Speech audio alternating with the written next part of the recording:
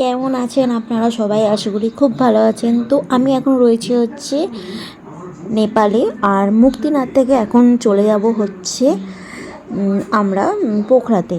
তো পোখরায় হচ্ছে আমাদের হোটেল বুকিং করাই আছে, আর পোখরাতে আমাদের সব লাগেজ আছে। মুক্তিনাথে যেহেতু অনেকটা ওপরে, তো সেখানে আমাদের সব লাগেজ নিয়ে যাওয়া মানে অ্যালাউ ছিল না, যেহেতু অনেকটাই ওপরে আর রাস্তা প্রচুর খারাপ। তাই জন্য সবাইকে বলা হয়েছিল একটা একটা করে লাগেজ নিয়ে নিতে, সবাইকে তাই নিতে হয়েছে। আর বাকি লাগেজগুলো আমাদের পোখরায় আমরা যে আগের হোটেলটা ছিলাম সেই হোটেলটাতেই সবাইকে মানে সবাই রেখে দিয়েছে। যাই হোক, তো তারপরে হচ্ছে আমরা এখন চলে এসেছি হোটেলে।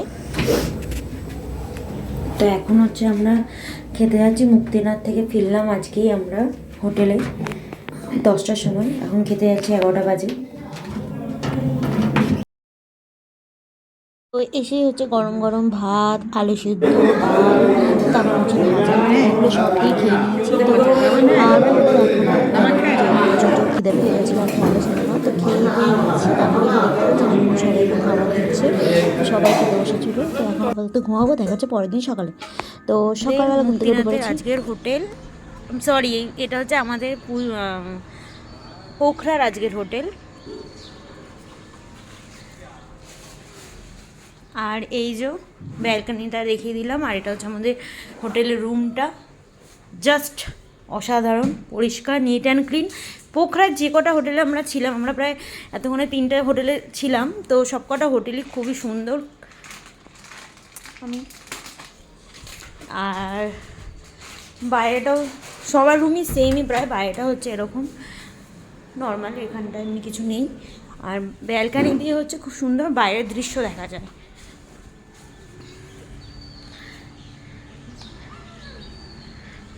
আর টিভি, তারপর এখানে চা কফি দিয়েছিল, ওটার মা ঢুকিয়ে নিল। তারপর হচ্ছে ড্রেসিং টেবিল, চেয়ার, কবার্ড সবই দেওয়া, ড্রয়ার, এসি। এসি আমরা নিয়েছিলাম যেহেতু পোখরার হোটেলগুলোতে এসি লাগেই। আর এটা হচ্ছে টয়লেটটা, অনেক বড় আর নিট অ্যান্ড ক্লিন।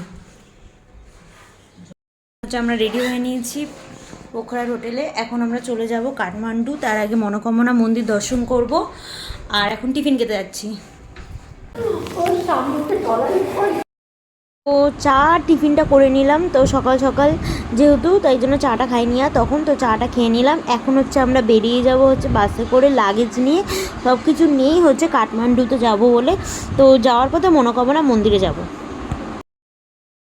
ঘরে সমস্ত কিছু একবার চেক করে নিচ্ছিলাম যে কিছু আছে কি না, তো সেই সব চেক করে নিয়ে তারপর হচ্ছে এখন আস্তে আস্তে সব লাগেজ নিয়ে আমরা নিচে নামবো। তো আশেপাশটা তো দেখিয়েই দিলাম। আর এই হোটেলটার সামনে সেরকম কোনো কিছু ছিল না, আমাদের আগের হোটেলটা অনেক কিছু ছিল, বাট এই হোটেলটা বাইরে থেকে এরকম ছিল, এই যে দেখিয়ে দিচ্ছি এরকমই বাইরেটা। আর ভেতরটা মানে এমনি পরিষ্কার পরিচ্ছন্ন ছিল। মানে হোটেলগুলোর পোখরা সবকটাই খুব সুন্দর পরিষ্কার পরিচ্ছন্ন। সামনেটা এই যে এরকম গার্ডেন টাইপের ছোট্ট করা, আর পার্কিং আছে। আর হোটেলে থেকে এবার হচ্ছে আমরা চলে যাচ্ছি গাড়িতে উঠবো বলে। তো এবার হচ্ছে গাড়িতে উঠেও পড়লাম। এতে উঠে হচ্ছে আমি একদম সামনে চলে এসেছিলাম টেবিলের, কারণ সামনে এটা দিয়ে খুব সুন্দর দৃশ্যগুলো দেখা যাচ্ছিলো। আর আমরা যেখানটা বসেছিলাম টেবিলটাতে, এখানে অনেকজনই বসতে পারছিলো, মানে প্রায় 3-4 জন তো বসাই যাচ্ছিলো। সামনের দৃশ্যটা দেখুন কি সুন্দর লাগছিল, মানে জাস্ট অসাধারণ। এরকম রাস্তা পরিষ্কার, তার মাঝখান দিয়ে এরকম পাহাড় আর রাস্তা, মানে খুবই ভালো লাগছিলো। এইভাবে রাস্তা দেখতে দেখতে তারপর হচ্ছে সময় কাটাচ্ছিলাম আমি, মানে যেহেতু এখানে সামনে বসে কিছু করার ছিল না, তো এরকম রাস্তা দেখছিলাম। তারপর হচ্ছে আশেপাশে যারা ছিল তাদেরকে দেখিয়ে দিচ্ছি। তো এখানে হচ্ছে সব টেবিলে ছিল হচ্ছে ড্রাইভার ছিল, আর আমার দাদা ছিল, আমি ছিলাম, একজন ছিল। তো অনেকেই আসছিলো যাচ্ছিলো বসছিল। আর এই যে দেখতে পাচ্ছেন কি সুন্দর শিব ঠাকুর আর বুদ্ধদেব, আর মাঝখানে এরকম একটা জিনিস ঘুরছে, এটাকে কি বলে আমি না ঠিক জানি না। একটা রোদের আলো পড়লে না খুব সুন্দর ঘুরছিল, যে দেখতে পাচ্ছেন রোদের আলোতেই ঘোরে। এছাড়া আমি দেখছিলাম না আর ঘুরতে, আর এটা খুবই ভালো লাগছিলো। আর সামনে ভিউটাও খুব সুন্দর লাগছিলো, মানে এত সুন্দর পরিবেশ, এত মানে সত্যি এখন ভাবলে আরও ভালো লাগছে। আর এই রাস্তাগুলো খুবই সুন্দর ছিল, মানে রাস্তা বলুন, সাইড সিনারি বলুন খুবই খুবই সুন্দর। নেপালে মানে রাস্তা দেখতে দেখতে আপনাদের অর্ধেক সময় যে কখন কেটে যাবে আপনারা বুঝতেই পারবেন না। হ্যাঁ, যদি আপনারা কেউ বাসে উঠে না ঘুমান তাহলে তাদের তো রাস্তা দেখতে ভালো লাগবে, আর যারা ঘুমান তো কী করবেন, ঘুমাবেন, আজ উঠবেন, দেখবেন পাহাড়, এটাই তো মানে ঘুরতে যাওয়ার আসল মজা না। তো আমরা খুব মজা করছিলাম, আমি এরকম পাহাড়ের এই দৃশ্যগুলো দেখছিলাম আর দেখতে দেখতে যাচ্ছিলাম। এখন যাচ্ছি হচ্ছে আমরা মনোকামনা মন্দিরে। তো ওখানে হচ্ছে টিকিট হচ্ছে নেপালি টাকাতেই নাকি কাটতে হয়, ওখানে ইন্ডিয়ান টাকা 500 টাকার নোট অ্যালাউ নেই, ওখানে হচ্ছে 100 টাকার নোটই অ্যালাউ আছে। 100 টাকা দিয়ে আপনি কাটতে পারবেন, মানে ওদের যত টাকা টিকিট হয় সেটা 100 টাকা দিলেই ওরা ইন্ডিয়ান নেবে, কিন্তু নেপালি এছাড়া নেপালি টাকা নেবেন, কিন্তু ইন্ডিয়ান 500 টাকা এইসব ওরা নেয় না। তো আমরা ওই জন্য সব টাকা জোগাড় করছিলাম, কারণ ওখানে গিয়েই সাথে সাথে টিকিট কাটতে হবে এবং চলে যেতে হবে। আর মনোকামনা মন্দিরে রোপে হচ্ছে বিকাল 4টে পর্যন্ত খোলা থাকে। তো আমরা এখন যাচ্ছি পোখরা থেকে। তো পোখরা থেকে মনোকামনাটা যাওয়ার মাঝখানেই পড়ে, রাস্তার মাঝখানেই পড়ে। আপনারা যদি যান অবশ্যই মনোকামনা মন্দিরে যাবেন, খুবই সুন্দর। আর রোপওয়েটা তো দারুণ, সেই ভিডিওগুলো আমি আপনাদের দেখাবো। তো এখন তো রাস্তা দিয়ে যাচ্ছি, আর রাস্তাটাও দেখতে পাচ্ছেন কি সুন্দর পরিষ্কার পরিচ্ছন্ন, আর আমার তো খুবই ভালো লাগছিল। যাই হোক, তো মনোকামনা মন্দিরে যখন যাব গিয়ে আবার তখন কথা হচ্ছে।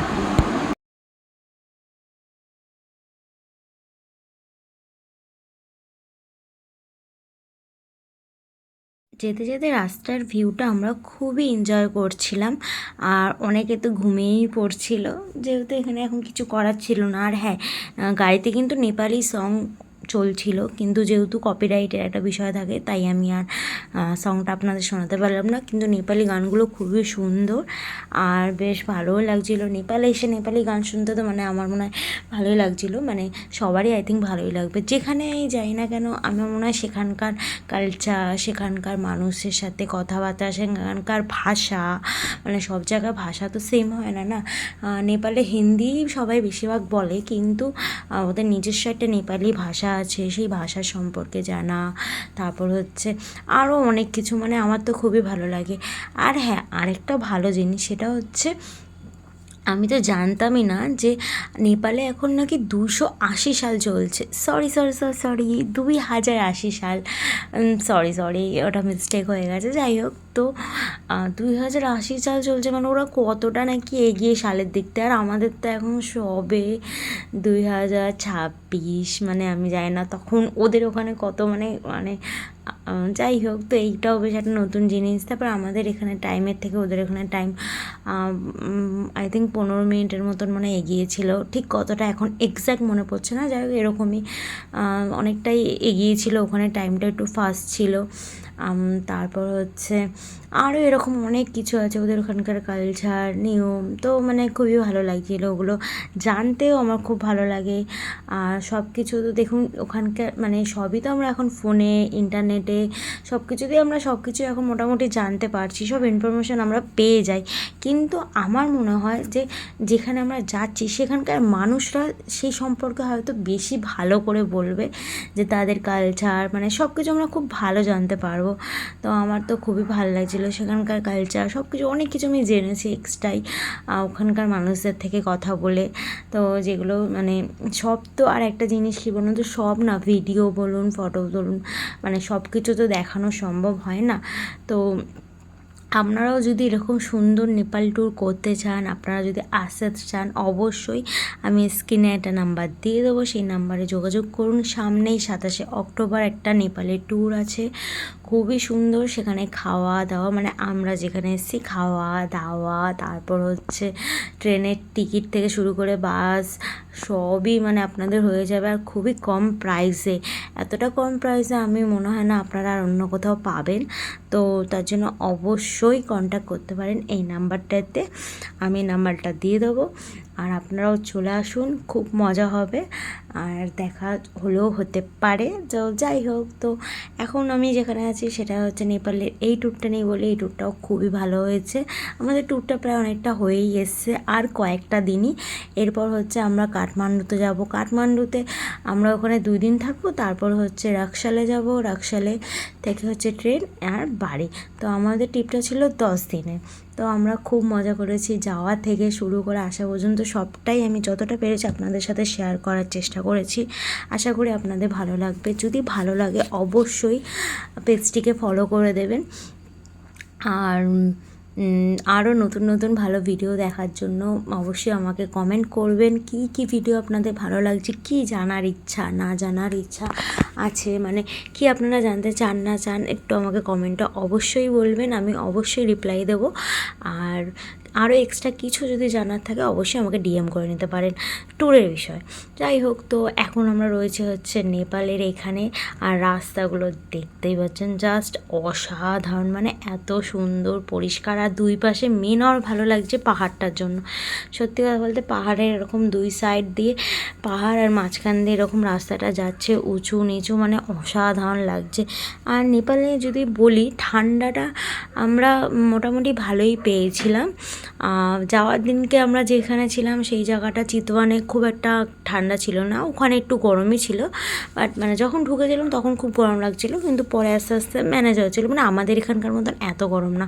তাও তো আমাদের এখানে এখন বৃষ্টি হচ্ছে তাই একটু ঠান্ডা লাগছে, ওখানেও সেম, ওখানে প্রচুর বৃষ্টি হচ্ছিলো, মানে প্রচুর না, মানে মোটামুটি বিকালের দিকটা ওখানে প্রায় বৃষ্টি হয়, আমি যা দেখলাম। ওখানে সারাদিন খুব সুন্দর দেখতে পাচ্ছেন রোদ, কিন্তু বিকাল হলেই না একটু বৃষ্টি বৃষ্টি হয়। আর তারপরে যেখানে গেলাম সেটা হচ্ছে পোখরা। পোখরাতেও বেশ ভালো, ওখানে প্রচুর গরম পড়ে নাকি জানি না, বাট ওখানে সব হোটেলেই এসি, মানে আপনারা যদি থাকতে হয় বুকিং করতে হয়, বেশিরভাগ হোটেলে ওখানে এসি সিস্টেমই থাকবে, আপনাদের এসি মানে নিতেই লাগে, এরকম একটা ব্যাপার আছে। আর ওখানে লেকটাও খুব সুন্দর ছিল, আর ওখানেই বেশিরভাগ বিকালবেলা বৃষ্টি হয়েছে, ওখানে বলে না প্রায় অনেক জায়গায় হয়েছে, আবার অনেক জায়গা হয়নি।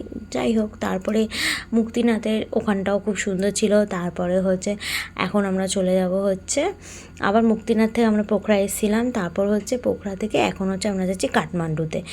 আর মানে আমাদের ট্যুরটা প্ল্যানিং হয়েছিল কীভাবে আমি আপনাদেরকে একটু শর্টে বলে দিচ্ছি। ফার্স্টে আমরা হচ্ছে রাকশালে এসেছিলাম হাওড়া থেকে ট্রেনে করে, রাকশাল থেকে হচ্ছে আমরা বাসে নিয়ে ওই নেপালি বাসে উঠে আমরা চলে এসেছিলাম চিতওয়ানে। পরের দিন সকালবেলা আমরা জিপ সাফারি করেছিলাম, জিপ সাফারি করার পর সেদিনকেই বেরিয়ে গেছিলাম আমরা পোখরা আসবো বলে। পোখরা আসলাম, পোখরা সেদিনকে পোখরা লেক দেখলাম। পরের দিন পোখরার অনেক সাইট সিন দেখেছিলাম, গুপ্তেশ্বর মহাদেব কেভ থেকে শুরু করে, তারপরে হচ্ছে বৃন্দাবাসিনী টেম্পল, তারপর হচ্ছে আরও অনেক কিছু ছিল যেগুলো আমি দেখেছি, সবই আপনাদের দেখেছি। যাই হোক, তো পোখরার সাইট সিন করার পর তারপর আমরা চলে এসেছিলাম হচ্ছে পরের দিনকে হচ্ছে ইয়েতে বেরিয়ে গেছিলাম মুক্তিনাথ যাওয়া বলে। তো মুক্তিনাথ যেতে অনেকক্ষণ টাইম লাগে, প্রায় সারাদিন। তো আমরা রাত্রিবেলা পৌঁছেছিলাম মুক্তিনাথ। পরের দিন সকালবেলা আমরা ভোর মুক্তিনাথ দর্শন করলাম, করে হচ্ছে আমরা চলে এসেছিলাম। তারপরে মানে মুক্তিনাথ দর্শন করলাম, ওখানে হচ্ছে 108টি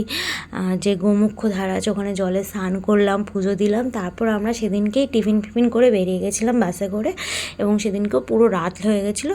তো আস্তে আস্তে আমাদের প্রায় 11টা বেজে গেছিলো পোখরায়। সেদিনকে আমরা ব্যাক করেছিলাম পোখরাতে।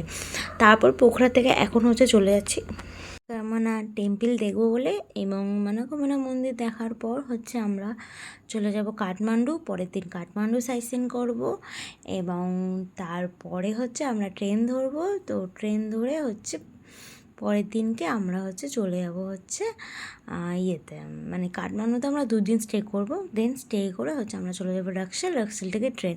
আর এই যে আপনাদের ট্যুরটা বলতে বলতে আমরা চলেও এসেছি মনকামনা মন্দির। সামনে এই যে রোপওয়েগুলো দেখতে পাচ্ছেন, তো এই রোপওয়ে করে হচ্ছে আমরা যাব প্রায় 2-3টে তো পাহাড় আমরা ক্রস করবই।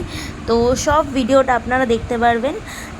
তো এখন চলে যাচ্ছে সবাই হচ্ছে টিকিট কাটতে। তো টিকিট কাটা হয়ে গেলেই আমরা চলে যাবো। আর এই যে রোপটা দেখছিলেন, এই রোপগুলোতে কিন্তু লাগেজ ওঠানামা করে, আর ওইগুলোতে হচ্ছে মানুষ। এই যে আমরা এখন চলে এসেছি মনকামনা মন্দিরের সামনে। একটু কাছে আসো, একটু কাছে আসো, আর একটু কাছে আসো। রোপেটা দেখো, হ্যাঁ রোপেও আছে। রোপেটা আমরা এখন চড়বো। টিকিট হচ্ছে 650 করে ইন্ডিয়ান।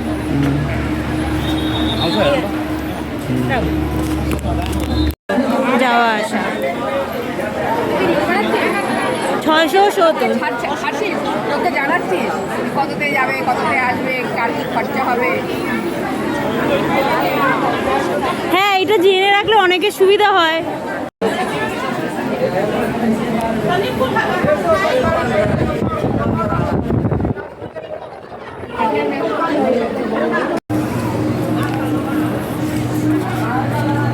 টিকিট নিয়ে নিলাম।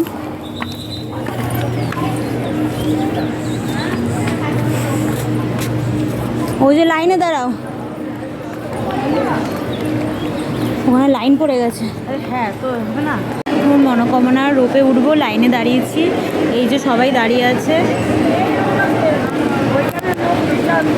এর হচ্ছে আমাদের এই পর্যন্ত, আর ওই সামনে হচ্ছে আমাদের ওই যে রোপে। এখন আমরা উঠবো রোপেতে। লাইনে দাঁড়িয়ে পড়েছি রোপেতে উঠবো বলে, আর এই যে টিকিট নিয়ে নিলাম 670 করে।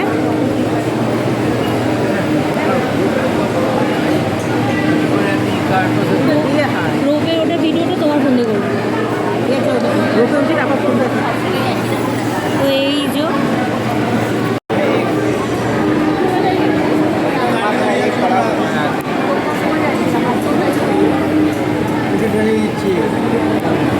বলো এখন কোথায় যাচ্ছ? দেখতে যাচ্ছি কেবল কার। করে আমরা যাচ্ছি মনোকামনা মন্দিরে। আমরা এখন তুইও করেছিলিস? যাচ্ছি আমরা এখন রোপওয়ে করে।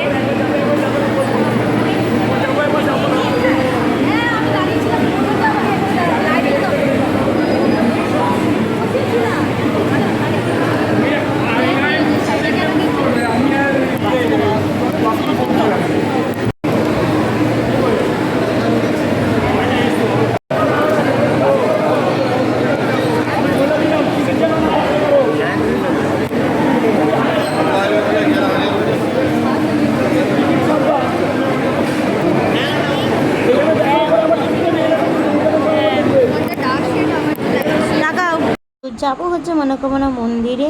তো গিয়ে আবার দেখা হবে। টাটা, ভালো থাকবেন, সুস্থ থাকবেন।